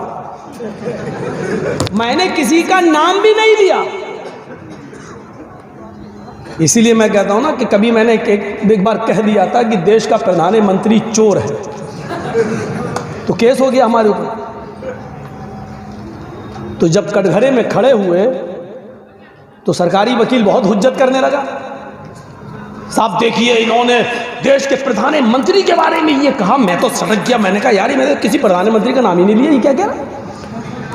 तो जज ने हमसे पूछा कि तुम भी कुछ कहना चाहते हो? मैंने कहा जज साहब मेरे पास वो वीडियो मौजूद है, आप सुन लीजिए। उसको सुनाया, उसने बार बार सुना। मैंने कहा मैंने ये कहा है कि देश का प्रधानमंत्री चोर है, लेकिन ये नहीं कहा कि हिंदुस्तान का चोर है, कि पाकिस्तान का चोर है, कि लंका का चोर है, कि सऊदीया का चोर है, कि अमेरिका का। मैंने ये नहीं कहा, और ये अपनी तरफ से कह रहा है कि ये देश के भारत के प्रधानमंत्री को चोर। तो जज मुस्कुरा रहा है, मुस्कुरा के कह रहा सरकारी वकील को, अरे कहाँ इन्होंने, जो तुम नाम ले रहे हो देश के, कहाँ इन्होंने देश के प्रधानमंत्री को? द बेल इज ग्रांटेड, वहीं से बेल दे दिया। और दस्तखत करते करते हमको देख कैसे कह रहा है, क्या हम नहीं जानते हैं कि किस देश का प्रधानमंत्री चोर है? देखिए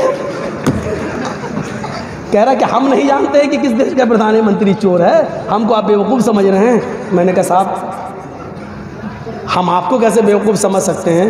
ये कैसे बेवकूफ़ लोग हैं जो बताओ, हमने जो चीज़ कही नहीं उसको पेश कर रहे हैं कोर्ट में। कहने लगे अभी कोर्ट में और अदालतों में इंसाफ जिंदा है मौलाना साहब, आप चिंता मत करिए। तो जो चीज़ हमने कही नहीं वो बार बार कह रहा ममता का मौलाना, ममता का मौलाना। ये तो अच्छा हुआ कि वो ममता का मौलाना कह रहा है। मीडिया वाले तो इतने बदमाश होते हैं कि ऐसा ना हो कि कहते हैं कि मौलाना की ममता, उल्टा ना करना नहीं तो हम फंसे। इनकी खोपड़ी बड़ी खराब है, ये कब क्या कह दें ये। फिर मैंने उसका भी जवाब सोच लिया था, अगर कभी कहेगा कि मौलाना की ममता तो मैं कह दूंगा हमें ममता का भूखा कौन नहीं है भैया। पूरे हिंदुस्तान में हमें तो कहीं ममता मिली नहीं, जहां गए वहीं केस हुआ। हमको जहां ममता मिली, मोहब्बत मिली, हम वहां चले गए।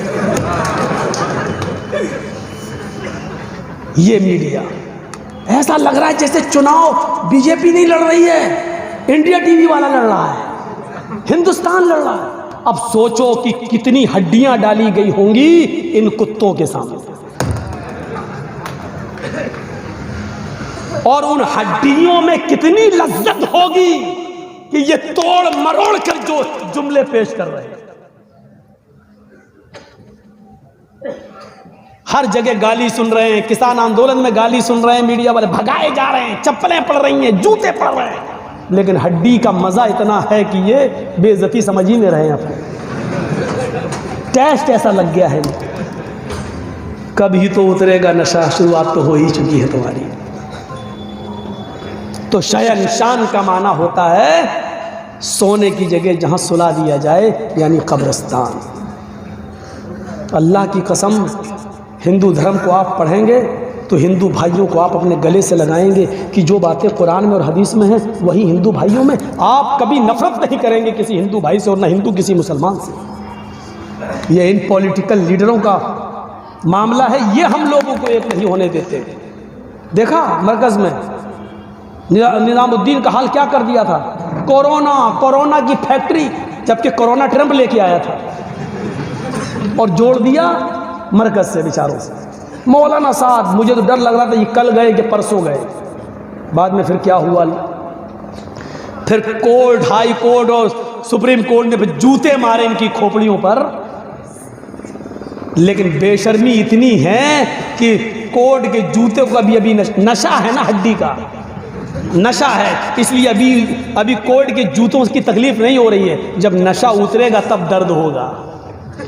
ऑपरेशन जब डॉक्टर करता है तो सुन कर देता है ना उस जगह को, तो ऑपरेशन हो जाता तक दर्द नहीं। जब नशा उतरता है तब आदमी को दर्द होता है। जब ये हड्डी डाली गई है, उन हड्डियों का नशा उतरेगा तब दर्द इनको महसूस होगा कि हमने इस देश को कहाँ पहुँचा दिया है, इस सोने की चिड़िया को हमने कहाँ पहुँचा दिया है, कहाँ पहुँचा दिया।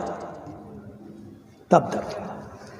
हिंदू धर्म और इस्लाम को पढ़ने के बाद आप हिंदू भाइयों से कहोगे यार जो चीज़ हमारे अंदर वो आपके यहाँ है, आप हर मुसलमान उनको दावत देगा और उनको अपने करीब करने की कोशिश करेगा, लेकिन होने ही नहीं देते, ये लोग नहीं होने देते। अब बताइए हम ही एक मौलाना उसको मिले,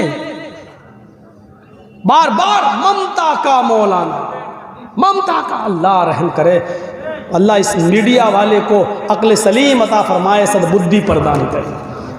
तो मंत्र पढ़ा दिया मैंने, बता दिया शहनशान का मतलब कब्रस्तान। तो तौहीद हिंदू धर्म में भी है। अब बताइए इससे बड़ी तौहीद होगी? इससे बड़ी एकम ब्रह्मा, इस ब्रह्मांड दुनिया को बनाने वाला एक ही है, दूसरा नहीं। इससे बड़ी तौहीद कहीं होगी? जिस तरह एक प्यार करने वाली पत्नी का एक ही पति होता है, उसी तरीके से सच्चे भक्त का एक ही ईश्वर होता है। जिस तरह बहुत से मर्द रखने वाली पत्नी नहीं बेशिया कहलाती है, ऐसे ही बहुत से देवी देवताओं पर विश्वास करने वाला, उनको मानने वाला वेश्या समान होता है। इससे बड़ी तौहीद कहीं होगी? कुरान करीम अपने अंदाज में उस तौहीद को पेश करता है, इन्नल्लज़ीना तदऊना मिन दूनिल्लाहि लन यख़्लुक़ू ज़ुबाबन वलौ इज्तमऊ लह। अल्लाह को छोड़कर ये जिनको पुकार रहे हैं, जिनसे मदद मांग रहे हैं, जिनसे बेटा बेटी मांग रहे हैं, अल्लाह का आस्ताना, अल्लाह का दरवाजा छोड़कर, अल्लाह का दर छोड़कर ये जिनसे भी मांग रहे हैं, लन यख़्लुक़ू ज़ुबाबन, वो एक मक्खी भी पैदा करने की ताकत नहीं रखते। वलौ इज्तमऊ लहू, अगरचे वो सब की सब मिल जाए, यानी कश्मीर से कन्याकुमारी तक और बरेली से बगदाद तक सब अपने जिंदे मुर्दे पीरों वलियों को सबको इकट्ठा कर ले, सब जिंदे मुर्दे सबको ही जमा कर ले, ये सब मिल जाएं तो एक मक्खी भी पैदा नहीं कर सकते हैं। फिर का मक्खी पैदा करना और उसमें जान डालना तो बहुत बड़ी बात है। इन यसलुबहुमु ज़ुबाबु शैअन ला यस्तनक़िज़ूहु मिन्हु, अगर मक्खी इनकी खाने पीने की चीज पर बैठकर थोड़ा सा लेकर उड़ जाए, अरे मक्खी कितना ले जाएगी? आप हलवा खा रहे हैं और बैठ गई और लेके उड़ गई, तो मक्खी कितना लेके जाएगी? मक्खी है, कितना लेके जाएगी?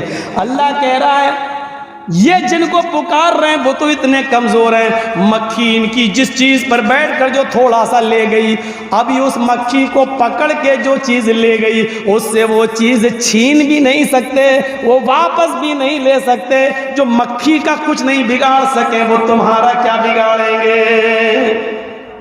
ज़ौफ़त तालिब वल मतलूब, मांगने वाला भी कमजोर हो, जिससे मांग रहा है वो भी कमजोर, कमजोर कमजोर के पास जा रहा है, मजबूर मजबूर के पास जा रहा है, बेबस बेबस के पास जा रहा है, लाचार लाचार के पास जा रहा है। एक चीज ये हो गई।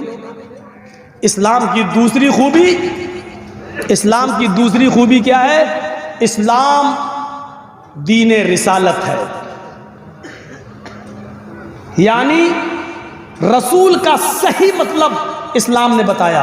अब देखिए दुनिया में जितने भी धर्म हैं, कोई भी एक धर्म उठाओ और हमें उसका नाम लो और बताओ, कोई भी धर्म ऐसा नहीं है जिसके मानने वालों ने अपने यहाँ जो भी नबी जो भी पैगंबर उनके यहाँ आया उसको उन्होंने इंसान रहने ही नहीं दिया।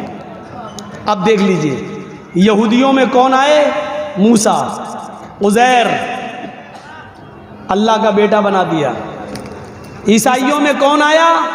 ईसा, ईसाइयों ने ईसा को रसूल रहने ही नहीं दिया, इंसानियत से निकाल के सन ऑफ गॉड, अल्लाह का बेटा बना दिया। आप लुम्बिनी चले जाइए, लुम्बिनी नेपाल में गौतम बुद्ध की एक बहुत बड़ी मूर्ति बनी हुई है। जापान और दूसरे देशों से भी लोग आते हैं गौतम बुद्ध की मूर्ति के पास देखने के लिए। तो गौतम बुद्ध जिनकी पत्नी थी, वो गौतम बुद्ध जिन्होंने शादी की थी, वो गौतम बुद्ध जिनकी पत्नी से एक बेटा पैदा हुआ जिसका नाम राहुल था, उन्होंने अपनी पत्नी और बेटे को छोड़ दिया और जंगल में चले गए सच्चाई को तलाश करने के लिए। और जंगल के पत्ते चबा चबा कर अल्लाह को ढूंढते ढूंढते उन्होंने जंगल ही में अपनी जान दे दी। तो लोगों ने कहा ये सच की तलाश में निकले थे, बीवी बच्चों को छोड़ के सच्चाई के रास्ते को तलाश करने के लिए निकले और जान चली गई। उनको लोगों ने क्या बना दिया?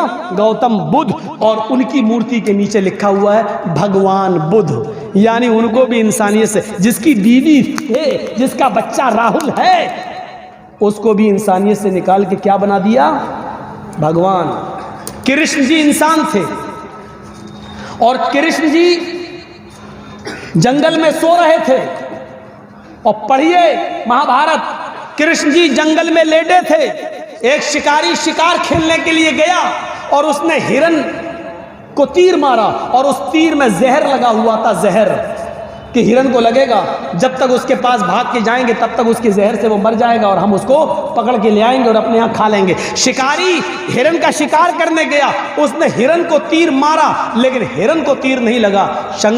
कृष्ण जी सो रहे थे, जंगल में लेटे थे, उनके पैर के निचले हिस्से में तलवे में वो तीर घुस गया। जहर लगा था, जहर के असर से कृष्ण जी मृत्यु पा जाते हैं। कृष्ण जी चले गए। भगवान है कृष्ण जी और तीर में लगे हुए जहर के असर से मृत्यु पा जाते हैं। इंसान हैं लेकिन उनको भगवान का दर्जा देके क्या कह दिया गया? कृष्ण भगवान।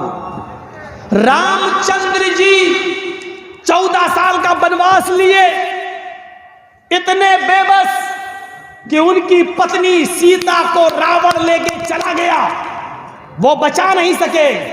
हनुमान और लक्ष्मण जी को तलाश करने के लिए भेजा, लेकिन रामचंद्र जी को राम मनुष्य से निकाल कर, इंसानियत से निकाल के क्या बना दिया? राम को राम भगवान। सिखों को देख लो, महावीर सिखों को गुरु नानक पर सबसे ज्यादा भरोसा करते हैं, लेकिन सिखों के टेंपल में, मंदिर में, गुरुद्वारे में चले जाइए तो गुरु नानक की मूर्ति के नीचे लिखा हुआ है गुरु नानक भगवान। जैनियों में चले जाओ, महावीर जी को मानते हैं, लिखा महावीर भगवान। दुनिया में कोई धर्म ऐसा नहीं रहा जिसने अपने यहाँ आने वाले इंसान को, महान पुरुष को, पुरुष रहने दिया हो, इंसान भगवान का दर्जा दे दिया। भगवान का सिर्फ इस्लाम एक ऐसा मजहब है जिसने मोहम्मद रसूलुल्लाह सल्लल्लाहु अलैहि वसल्लम को भगवान का दर्जा नहीं दिया। आने वाले उस नबी के बारे में अल्लाह ताला ने फरमाया क्या है? दुनिया के मुसलमानों, अल्लाह मैं ही हूं, तुम्हारे दरमियान हम जो रसूल भेजे हैं, जो पैगंबर भेजे हैं, वो भगवान नहीं है। हमने उनको अपने नूर से भी पैदा नहीं किया है। आए लोगों, इस्लाम के अंदर आना है तो ये अकीदा रखना है, कुल इन्नमा अना बशरुम मिस्लुकुम। आए नबी, आप भी अपनी जबान से कह दीजिए इन्नमा अना बशरुम मिस्लुकुम, कि मैं तुम्हारी तरह का एक बशर हूं, मैं तुम्हारी तरह का एक इंसान हूं, मैं तुम्हारी तरह का एक मनुष्य हूं, तुम्हारी तरह का एक इंसान हूं। हाँ, मेरा मकाम सबसे बड़ा है, मेरा दर्जा सबसे ऊंचा है, इसलिए कि मेरे पास वही आती है। लेकिन इंसान होने में कोई फर्क नहीं है। दो आंखें तुम्हारी, दो आंखें मेरी, दो कान तुम्हारे, दो कान मेरे, दो हाथ तुम्हारे, दो हाथ मेरे, दो पैर तुम्हारे, दो पैर मेरे। तुम भी चलते हो, हम भी चलते हैं, तुम भी सोते हो, हम भी सोते हैं, तुम खाते पीते हो, हम भी खाते पीते हैं। तुम्हें लैट्रीन पेशाब पायखाने की जरूरत होती है, हमें भी होती है। तुम्हें शादी की जरूरत है, हमने भी की है। तुम्हारे बच्चे होते, हमारे भी बच्चे हैं। तुम्हारे बाप दादा हैं, हमारे भी बाप दादा हैं। इंसान होने में हम में और तुम में कोई फर्क नहीं है। हाँ, फर्क है मकाम और मर्तबे का, फर्क है तो दर्जे का फर्क है। अल्लाह ताला ने इंसानियत में सबसे ऊंचा मकाम मेरा रखा है, सबसे ज्यादा फजीलत मेरी रखी है, इसलिए कि मेरे पास जिब्राइल आते हैं, कुरान लेके आते हैं, अल्लाह की वही आती है, कुरान मेरे ऊपर उतरता है। इस कुरान की बरकत ने हमें तमाम लोगों में सबसे अफजल कर दिया है। लेकिन इंसान होने में कोई फर्क नहीं है। फिर आपने नमाज कायम की तो फरमाया देखो इबादत तो अल्लाह की कर रहे हो, इसमें मेरा कोई रोल नहीं है, इबादत मेरे तरीके पे कर रहे हो, बस इतना रोल है, इबादत अल्लाह की हो रही है, तरीका मेरा आप अपना रहे हैं। लेकिन इस इबादत में भी आपने कहा पहले मुझे अल्लाह का बंदा मानना, फिर अल्लाह का रसूल मानना, इंसानियत से मुझे मत निकालना। जब भी नमाज खत्म करो और आखिरी रकात में बैठो और मेरे ऊपर अत्तहियात पढ़ो तो उसमें ये जरूर पढ़ना अशहदु अन्ना मुहम्मदन अब्दुहु व रसूलुहु, मैं गवाही देता हूं कि मोहम्मद अल्लाह के बंदे और उसके रसूल हैं। पहले बंदा कहो फिर रसूल कहो, यानी मैं अल्लाह का रसूल भी हूँ और इंसान भी हूँ। अब्द यानी बंदा, मैं अल्लाह का बंदा, मोहम्मद इब्न अब्दुल्ला भी हूँ और मोहम्मदुर रसूलुल्लाह भी हूँ। आप मुझे बंदा भी मानो और रसूल भी, दोनों बातें मानोगे तो मुसलमान हो, वरना नहीं। फिर वेदों को पढ़िए, उसने भी आखिरी नबी को इंसान ही बताया। वेदाहमिद पुरुष महानिमादित्य, वेदाहमिद पुरुष महानिमादित्य वरुण तपस प्रस्तात्यन्याय, वेदाहमिद पुरुष, अहमद इस दुनिया में आएंगे, पुरुष इंसान होंगे, वेद भी कह रहा है कि वो पुरुष होंगे, वो इंसान होंगे, पुरुष इंसान मनुष्य, वो पुरुष होंगे इंसान होंगे। वेदाहमिद पुरुष महानिमादित्य, बहुत बड़े महान पुरुष होंगे, उनके बराबर कोई दूसरा नहीं होगा। वरुण तपसा, ईश्वर का अल्लाह का बहुत ज्यादा नाम लेने वाले होंगे, अल्लाह की भक्ति करने वाले होंगे। वरुण तपसा, बहुत तपस्या करने वाले होंगे।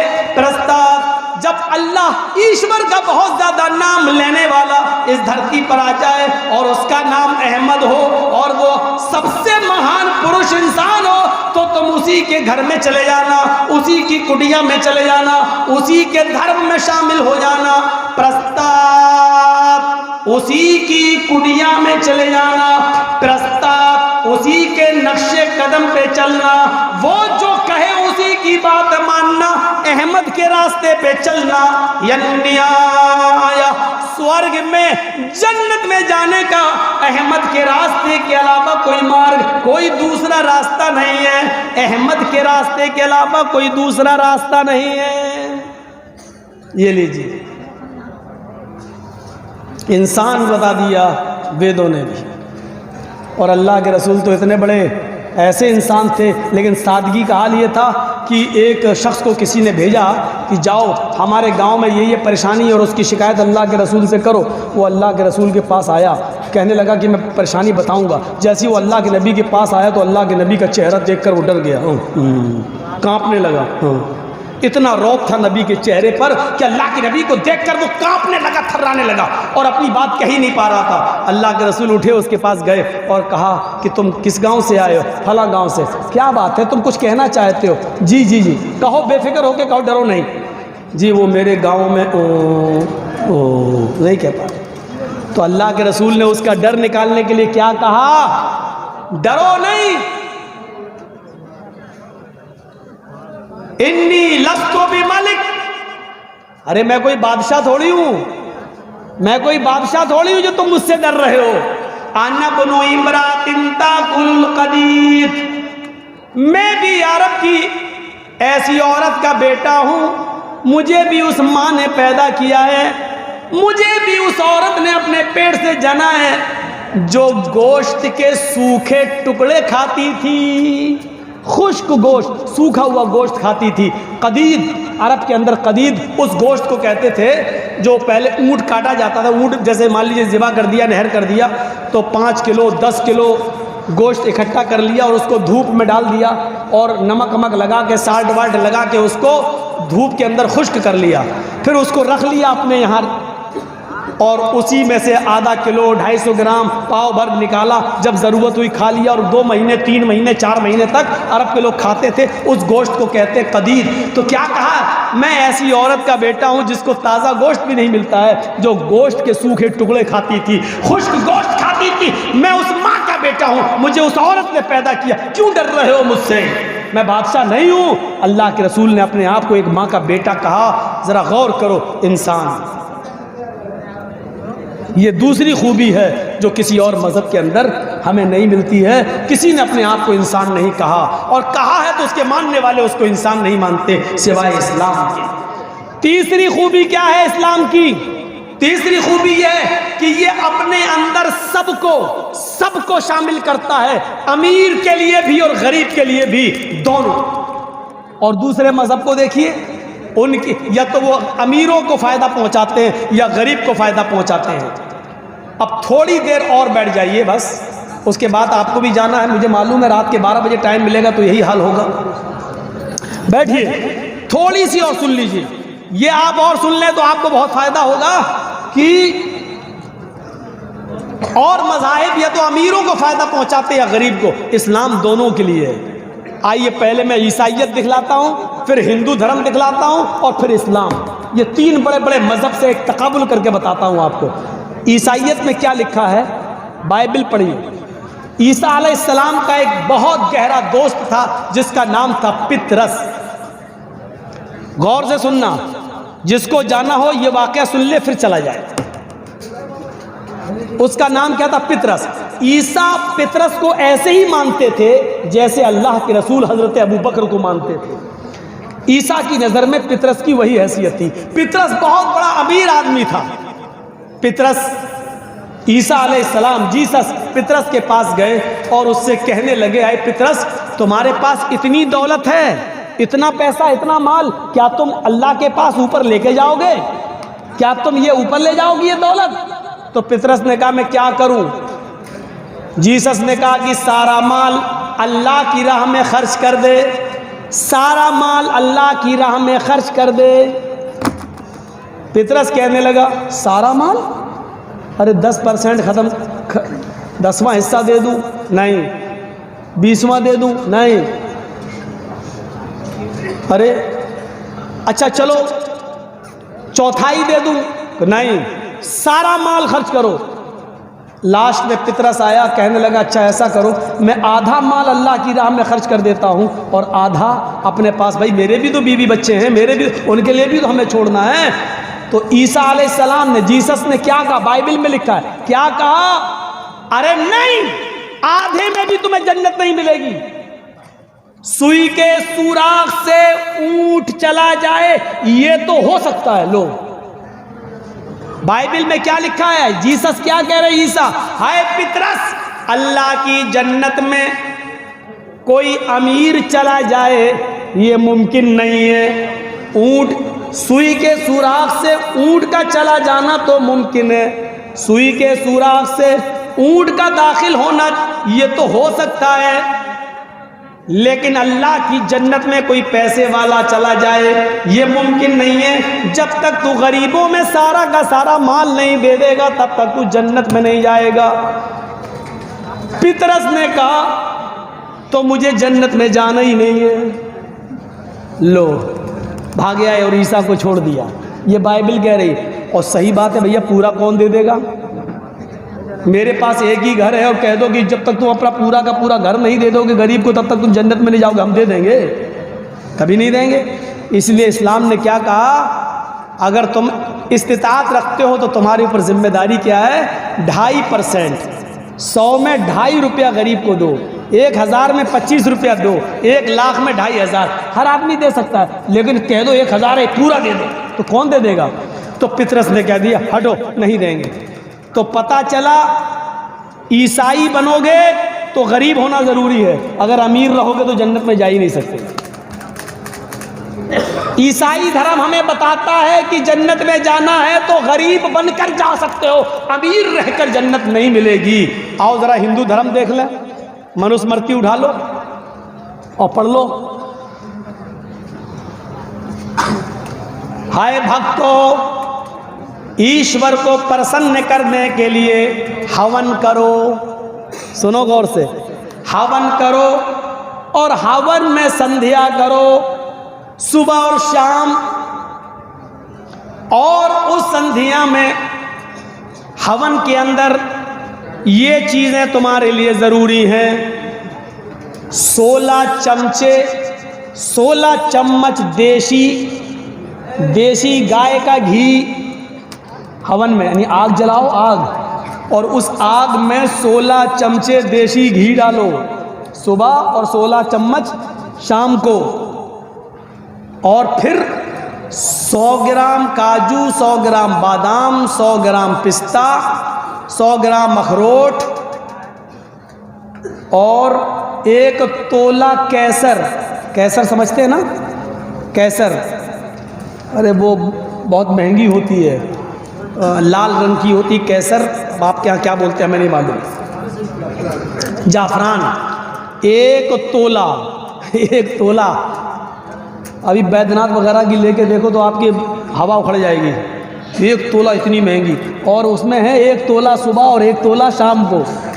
ये 6-7 चीज़ें ही हमें बस याद हो पाई हैं, टोटल मिला के 26 चीज़ें हैं। कुल मिला के मैं बता दूं आपको 26 चीज़ें हैं, जिसमें मुझे 16 चम्मच देसी घी, काजू, अखरोट, बादाम, पिस्ता और केसर, इतनी चीज़ें हमें याद हैं। बस 6 चीज़ें, 20 चीज़ें हमें भी याद नहीं है क्या क्या है। अब आप जोड़ो, सुबह भी और इतना शाम में, ये आग जलाओ, आहुति दो और इतनी चीज़ें आग के हवाले करो, स्वाहा, ये सब जलाओ। अब 16 चम्मच देसी गाय का घी, और देसी घी तो बाबा रामदेव ही दे पाएंगे भैया, ओरिजिनल कहाँ मिलेगा। वही कहते हैं हमारी हर चीज़ ओरिजिनल है, पता चला उनका शहद भी नकली निकला। वो तो जब लेबोरेटरी पे जा रहा है तो उनकी हर चीज़ में मिलावट निकल रही है। मैं किसकी बात कर रहा हूँ मालूम है ना आपको, नाम लेना सही नहीं है, इशारा कर दूँ, 2.25 आँख वाला, हर चीज़ उसकी नकली चल रही, और नकली चलने के बावजूद भी मेहरबानी कहीं और किसी और की है उनके ऊपर। वरना कभी जो बेचारा किसी औरत की शलवार पहन के भागा हो, आज वो धड़ल्ले से, सुना था नहीं क्या कह रहा था, ऐसे आंख मारता हुआ क्या कह रहा था मालूम है, अच्छा भाई आप लोग बताइए 70 रुपये पेट्रोल चाहिए कि 35 रुपये, और आंख मारता जा रहा था। वो तो बाबा था, बच गया। हम लोग होते तो लड़कियों की सैंडल खा जाते, क्योंकि जिस शो में वो कह रहा था वहाँ जितने जेंट्स थे उससे ज़्यादा लड़कियां बैठी हुई थी। तो इतनी चीज़ें सुबह और इतनी चीज़ें शाम को। अब 16 चम्मच देसी घी, 1 चम्मच में 10 ग्राम भी घी मान लो तो 16 चम्मच में कितना हो गया, 160 ग्राम। चलो 150 ग्राम मान लो, 10 ग्राम हम छूट दे रहे हैं, कितने का हो गया, 150 ग्राम सुबह और 150 ग्राम शाम को। अगर 300 रुपये किलो भी मान लो तो कितने का हो गया, 40-50 रुपये का तो हो ही गया होगा। 40 का सुबह, 40-50 का शाम को, यानी 50 रुपये सुबह, 50 रुपये शाम, 100 रुपये तो ये हो गए। 100 ग्राम बादाम 80 रुपये के, 100 ग्राम अखरोट, 100 ग्राम पिस्ता, 100 ग्राम काजू और 1 तोला जाफरान, वो तो कई हज़ार की है। और इसके अलावा 26 चीज़ें सुबह और इतनी चीज़ें शाम में। और क्या लिखा हुआ है, ये हर हिंदू को करना ही पड़ेगा, चाहे वो अमीर हो या गरीब। ये लिखा, मनुस्मृति में हवाले का जिम्मेदार मैं, गलत हो तो कोई भी हिंदू भाई हमें टच कर सकता है, मिल सकता है। भारत में हूं, कहीं बाहर भागा हुआ नहीं हूं। हजार यानी सब मिला के बहुत कम कर दूं तो 1000 रुपए का सुबह और 1000 रुपए का शाम को खर्चा, 2000 रुपए कहां से लाएगा गरीब आदमी। और लिखा है कि ये गरीब को भी करना पड़ेगा, अन्यथा सब अधर्मी होकर मरेंगे। अगर ऐसा नहीं किया तो वो हिंदू नहीं बल्कि अधर्मी होकर मरेगा और स्वर्ग में नहीं जाएगा। हिंदू धर्म में स्वर्ग में जाने के लिए 2000 रुपये रोजाना आग के हवाले करना पड़ेंगे। ईसाइयों में आपको सारी दौलत लुटाना पड़ेगी, वहाँ गरीब होना ज़रूरी है।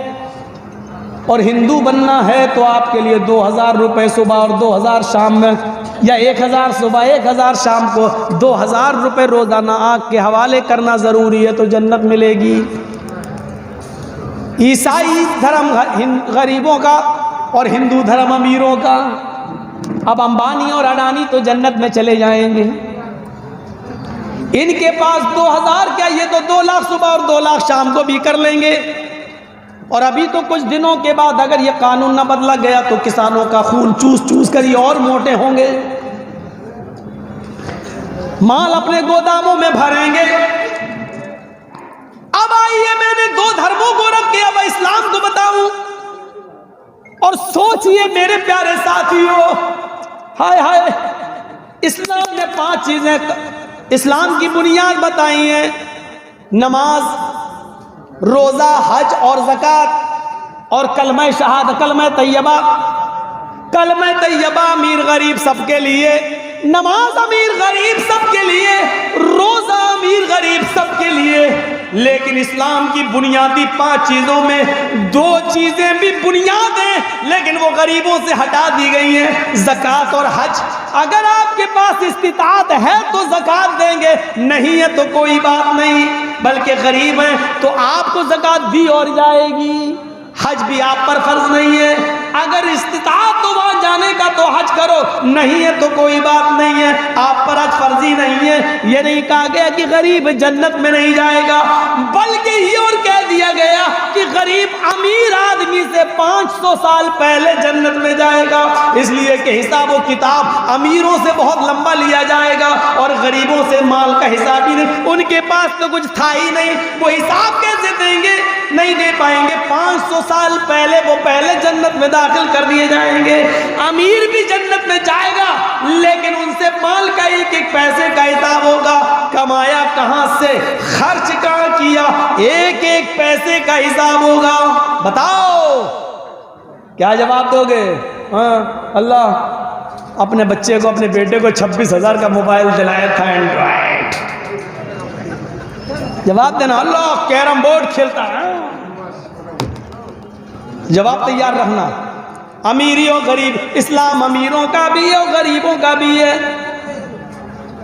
आइए सहूलत देखो इस्लाम की, आप ताज्जुब करोगे। सहूलत देखो इस्लाम की, आप ताज्जुब करोगे। मेरे प्यारे भाइयों, सहूलत देखिए। एक मर्द, एक सहाबी अल्लाह के नबी के पास आए, कहने लगे, हलक तू या रसूल अल्लाह, मैं तो मर गया अल्लाह के रसूल। आपने कहा क्या हो गया भाई, क्या हुआ? गौर से सुनना, बड़ी अच्छी बात बता रहा हूं। देखिए इस्लाम कैसा रास्ता निकालता है। अल्लाह के रसूल मैं तो बर्बाद हो गया। कहा क्या हुआ? कहा अल्लाह के नबी रोजे की हालत में अपनी बीवी से हम बिस्तरी कर लिए। रोजे से था और बीवी से मिल लिया। अल्लाह के नबी ने सर पटका, ओह ये क्या किया, तुम्हें मालूम नहीं था? मालूम तो था। फिर का मैं सोच रहा था कंट्रोल कर लूँगा, लेकिन वो थोड़ा ज़्यादा मामला आगे बढ़ गया और मैं, अल्लाह के नबी ने कहा कि चलो कफ़ारा अदा करो। हाँ हाँ कर देंगे कर देंगे। क्या है बताइए तो? अल्लाह के रसूल ने कहा एक गुलाम आज़ाद करो। क्या? एक गुलाम खरीदूं और फिर आज़ाद करूं? हाँ। कहा अल्लाह के रसूल पूरी ज़िंदगी तो मुझे गुलामी करते हुए हो गई है, मुझे तो खुद आज़ाद किया गया है, मैं कैसे कोई गुलाम खरीद पाऊंगा, मेरे पास उतना नहीं है। आपने कहा दूसरा ऑप्शन भी है, अगर गुलाम आज़ाद नहीं कर सकते हो तो 60 रोज़े रखो। 60 रोज़े मुसलसल पै दर पै, 60 रोज़े कंटिन्यू लगातार। कहता कितने? अल्लाह के नबी ने कहा 60, और तुम्हारी बीवी हो जाएगी। कहा अल्लाह के रसूल एक रोज़े का तो ये हाल है कि कंट्रोल नहीं कर पाया, बीवी से मिल लिया, आप कह रहे हैं 60। ये भी ताकत नहीं है मेरे अंदर, ये भी नहीं कर पाऊंगा पूरा। अल्लाह के रसूल मुस्कुराए, अच्छा ये नहीं कर पाओगे? क्या? तो एक रास्ता और है। का क्या? का 60 मिस्कीनों को खाना खिलाओ। कहता है 60? कहा हाँ। कि 60 मिस्कीनों को कहाँ से लाऊं? अल्लाह के नबी ने कहा एक बार में 60 मिस्कीनों को बुला के खाना खिला दो। आज बुलाओ 60 को खिला दो, कल अपनी बीवी से मिल लो, तुम्हारी बीवी। या ताकत नहीं है तो एक एक मिस्कीन को रोजाना खिलाओ, 60 दिन खिलाओ 60 मिस्कीनों को, तो 60 दिन तुम्हें रुकना पड़ेगा। जब तक 60 मिस्कीन खा नहीं लेंगे तब तक तुम अपनी बीवी से नहीं मिल सकते। अल्लाह के रसूल, मेरा हाल तो ये, सुबह उठता हूँ तो भूखा उठता हूँ, शाम को अगर खा के सोता हूँ तो सुबह नहीं मिलता, सुबह खा लूँ तो शाम को भूखा सोता हूँ। अरे मेरे तो घर में खाने को नहीं है, हम 60 मिस्कीनों को कहाँ से खिला पाऊँ? ये भी ताकत नहीं है मेरे अंदर। अल्लाह के नबी ने कहा ये भी ताकत नहीं है, तो 3 ही ऑप्शन थे। अब तो कोई चौथा ऑप्शन है नहीं। तो कहा क्या फिर मेरे लिए कोई रास्ता ही नहीं, जब मेरे तीनों की ताकत नहीं है तो?